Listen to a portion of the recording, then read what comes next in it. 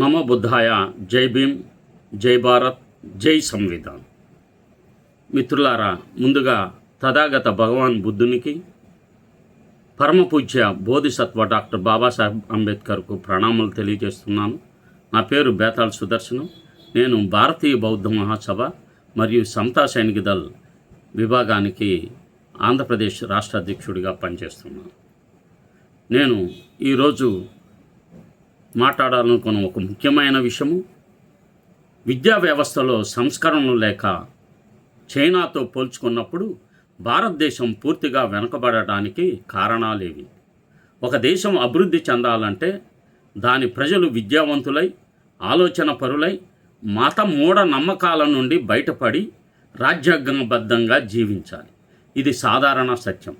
కానీ భారతదేశం స్వాతంత్రం సాధించిన 1947 నుండి ఈ సత్యాన్ని అమలు చేయడంలో ఎంతో వెనుకబడి ఉంది.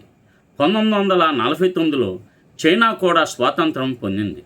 రెండు దేశాలు ఒకే సమయంలో స్వేచ్ఛ పొందినా ఈ రెండిటి మధ్య అభివృద్ధిలో ఏనుగుకు దోమకు ఉన్నంత తేడా ఉంది. 2025 నాటికి చైనా ఆర్థిక వ్యవస్థ సుమారు $19.4 ట్రిలియన్. అదే భారతదేశంలో $4.1 ట్రిలియన్ మాత్రమే. లిటరసీ రేటు చైనాలో 97% పైన ఉంటే భారత్లో ఇప్పటికీ 77 నుండి 80 స్థాయిలోనే ఉంది. ఈ తేడాకు మూలం ఒకటే, విద్యా వ్యవస్థ పైన ప్రభుత్వాలు తీసుకున్న విధానాలు.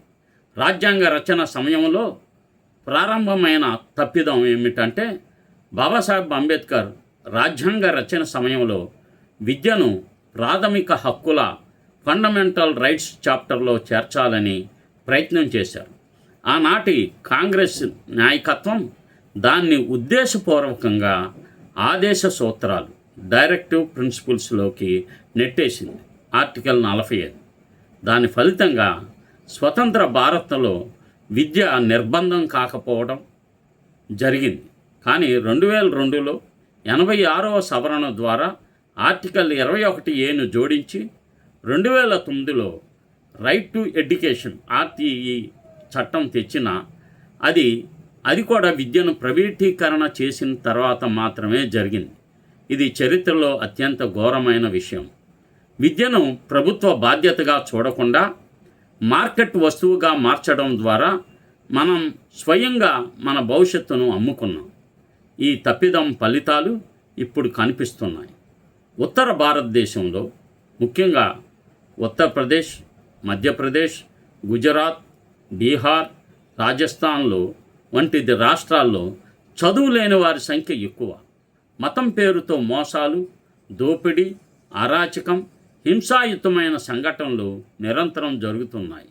దక్షిణ భారతదేశంలో, ముఖ్యంగా కేరళలో ఇలాంటి సమస్యలు తక్కువ. దానికి కారణం కేరళ ప్రజల విద్యార్జన స్థాయి. అక్కడ బాబాలు, మత గురువులు ప్రజలను మోసం చేయడం చాలా కష్టం. విద్యావంతులైన ప్రజలు ప్రశ్నిస్తారు, విశ్లేషిస్తారు, తప్పును తప్పని చెప్పగలరు. ఇది ఒక రాష్ట్రం మాత్రమే కాదు, ఇది ఒక దేశం యొక్క భవిష్యత్తు. చైనా మోడల్ విద్యను వ్యాపారం కాకుండా చేసిన చారిత్రాత్మక నిర్ణయం. చైనా ఈ సమస్యను గుర్తించి ధైర్యంగా ఒక చర్య తీసుకుంది. 2016లో నిర్బంధ విద్యాదశ 6 నుండి 15 ఏళ్లలో లాభాపేక్షతో కూడిన ప్రైవేట్ పాఠశాలపై నిషేధం విధించింది. 2021 డబుల్ రిడక్షన్ పాలసీ ద్వారా ఆఫ్టర్ స్కూల్ ట్యూటరింగ్ను పూర్తిగా నియంత్రించి లాభాపేక్ష లేని సంస్థలుగా మార్చింది. విద్యను వ్యాపారంగా మార్చకూడదని 6 నుండి 15 ఏళ్ల పిల్లలందరికీ ఉచిత, నాణ్యమైన, సమానమైన విద్యను అందించాలని చైనా ప్రభుత్వం చారిత్రాత్మక నిర్ణయం తీసుకుంది. దాని ఫలితంగా ఆ దేశం ఆర్థికంగా, సామాజికంగా భారత్ను దూరంగా వదిలేసింది.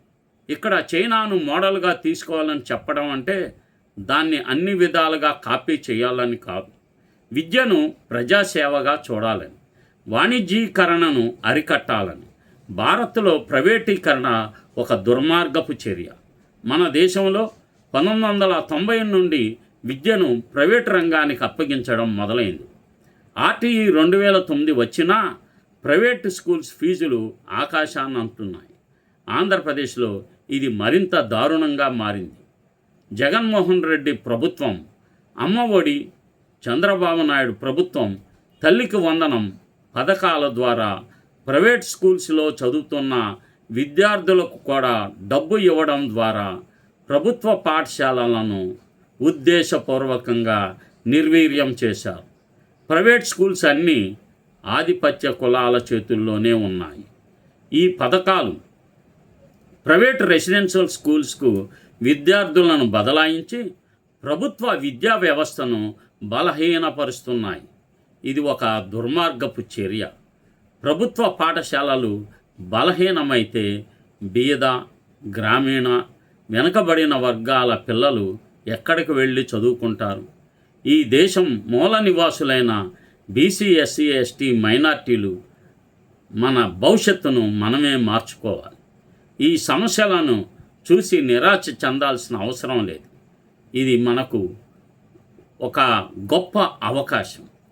చైనా మాదిరిగా మనం కూడా విద్యను జాతీయ అత్యంత ప్రాధాన్యతగా చేసుకోవాలి.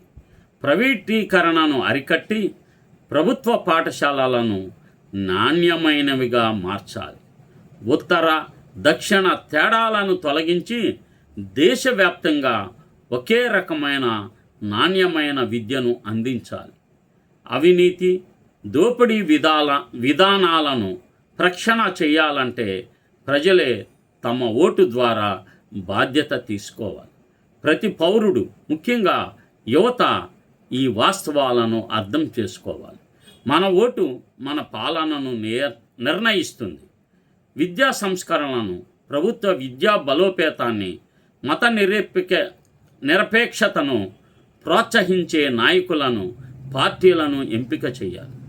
మనం బహుజనులం. దేశంలోని 85% మంది సామాన్య ప్రజలం. మనం ఒకటైతేనే మార్పు సాధ్యం. విద్య ద్వారా మనం మత మూఢనమ్మకాల నుండి బయటపడి ఆలోచన స్వేచ్ఛను పొందాలి. అప్పుడే మన దేశం చైనా దగ్గరకు మాత్రమే కాదు, దాన్ని అందుకునే రోజు కూడా దూరంగా లేదు. మనం ఇప్పుడు మారాలి. ఈ తరం పిల్లలకు ఉచిత, నాణ్యమైన, సమాన విద్యను అందించాలి. అప్పుడే 3-4 దశాబ్దాల్లో భారత్ ఒక ప్రపంచ శక్తిగా నిలుస్తుంది. ఇది కేవలం ప్రభుత్వాల బాధ్యత కాదు, ఇది మన ప్రతి పౌరుడి బాధ్యత. విద్యతో మనం స్వేచ్ఛను, సమానత్వాన్ని, అభివృద్ధిని సాధించగలం. ఆ భవిష్యత్తు మన చేతుల్లోనే ఉంది.